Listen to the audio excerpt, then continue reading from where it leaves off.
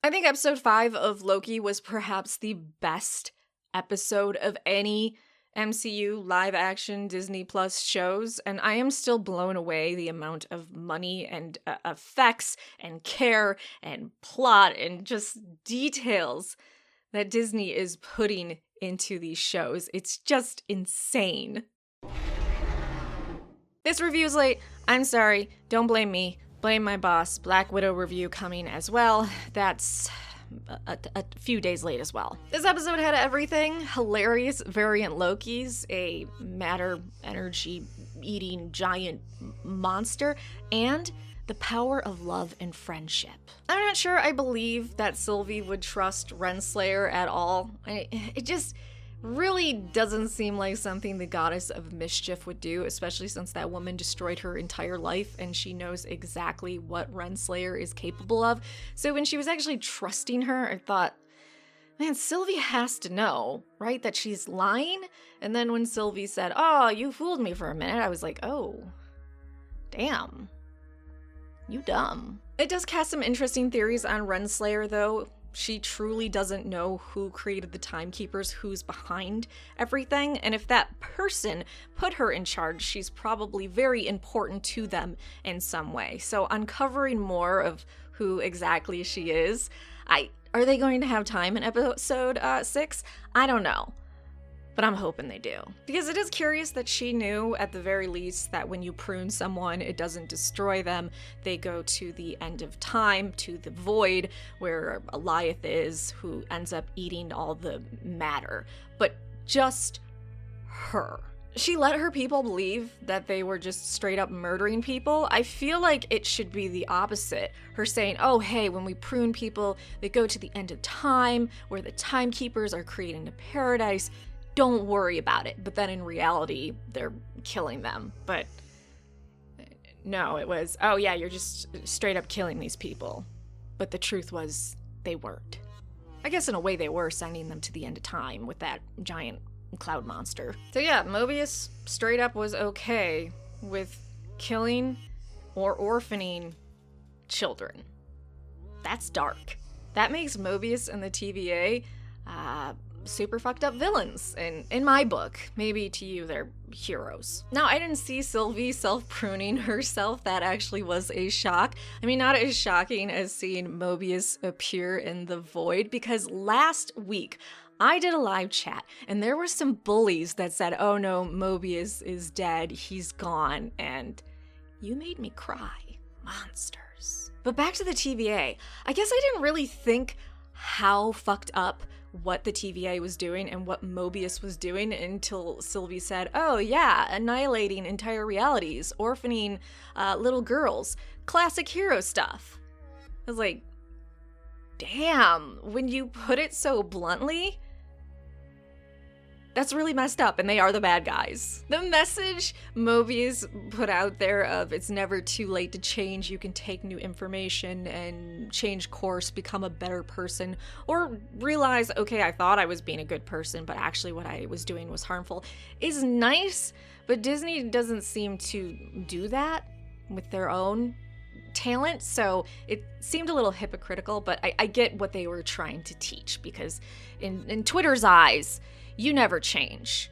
And if you did something 10 years ago, they're gonna cancel you and make sure your face stays in the fucking mud. But I did like the message, it's never too late to change. Really, it absolutely isn't. Realize if you try to be a better version of yourself, you are going to be told you're a soy boy, beta, virtue signaling cuck, white knight, and all the other terms angry incels use. Seriously, the various Lokis was absolutely beautiful, and if you're into variant characters of our heroes and villains, you should be happy to know we are dealing with multiverse shenanigans in this phase of the MCU. So we're going to be seeing a lot of variants or different people playing heroes and villains that we have established in the main timeline of the MCU, or the sacred timeline. Wondering if there's more Thors in the void? Like, we saw Frog Thor, Throg. I Is there a colony of Thor somewhere? And then also when they did a close-up of the Thanos copter, which, by the way, just blew up on Twitter, which is how I learned about it before even seeing the episode, and then I got really excited, and it was only there for a few seconds. Dicks. Wonder if there's a bunch of Thanoses just hanging out in the void too. Classic Loki was wonderful, and I feel like also proof that the classic comic book costumes won't necessarily work one for one on the big screen. I loved the costume and how close it was to classic Loki, but at the same time, it looked really fucking stupid. Alligator Loki. If he really is a Loki, please, please, please, somebody get an alligator onesie and put on a Loki headgear for Halloween. Take photos and send it to me. Kid Loki, hard to be intimidated by a kid. I mean, kids. He did kill Thor, but is killing Kid Thor really that great of an achievement? Boastful Loki, come on. You could have snapped that kid's neck easy. You didn't have to go behind his back. Coward. I was not prepared for the scream from President Loki when the alligator bit off his hand. I didn't realize Tom Hiddleston could get his voice pitched that high for a scream, and it delighted my soul. Still so surprised that President Loki wasn't our Loki, and it was just a throwaway Loki variant. I expected him to be around a lot more, but no, it was just for that scene. Kind of a bummer. Interesting we didn't see any Lady Lokis in the group, though I guess classic Loki had a good point. A woman Loki? Terrifying. Very sad and expected to see the Lokis turning on each other and not being able to work together without wanting to betray each other. Like classic Loki said, you know, we're all broken, and anytime we try to fix ourselves, we're sent here. We're punished. We're the god of outcasts. Which is why Sylvie and Loki ended up creating a Nexus event. They were two Lokis that were working together and decided they genuinely liked each other and weren't trying to backstab each other.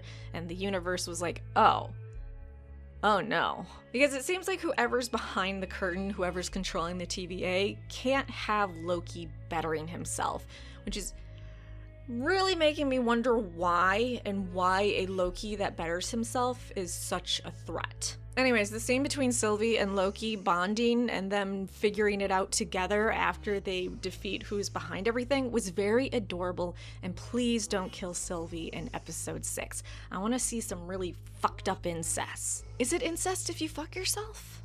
I don't think so, right? Now correct me if I'm wrong, but I swear when classic Loki was explaining how he survived Thanos and the whole, oh, I created an illusion, Thanos thought it was me, I hid it as debris, that was a really popular internet fan theory, I think. And Kevin Feige took that and made fun of us all. My god, the end of this episode was perfect. I love classic Loki and Kid Loki deciding they want to stay in the void, that's their home. Loki and Sylvie deciding to do it together, and Mobius going back to the TVA to burn it to the ground, which I really, really want to see in episode 6. Please. God, is Mobius adorable. Hugging Loki and telling Sylvie at the same time, you're my favorite. Owen Wilson just absolutely killed that character. I'm wondering if classic Loki is an indicator that our Loki can become a lot more powerful, because we saw a fuller range of abilities and him being much more powerful, just like Sylvie could do enchantments and our Loki couldn't, and then he learned how to at the end. I feel like our Loki has gotten major power-ups from this series, and going forward he's gonna have a lot more abilities in his arsenal, which I know a lot of us wanted. We wanted him to have more of his abilities, powers that we see in the comics, and it looks like they finally gave it to us. My god, the end scene with classic Loki creating the illusion of Asgard to buy Sylvie and Loki time was beautiful. His laugh and yelling glorious purpose, just, he finally found what he was meant to do, and no, he wasn't always going to be a broken Loki incapable of change. However, Loki and Sylvie, you guys just strolling casually to Elyeth to do the enchantment, you could have sped it up a little bit more and maybe he wouldn't have had to die. So his death is on your guys' hands. So now who's behind the TVA? Who created all of this? Who is Sylvie and Loki going to confront in episode 6?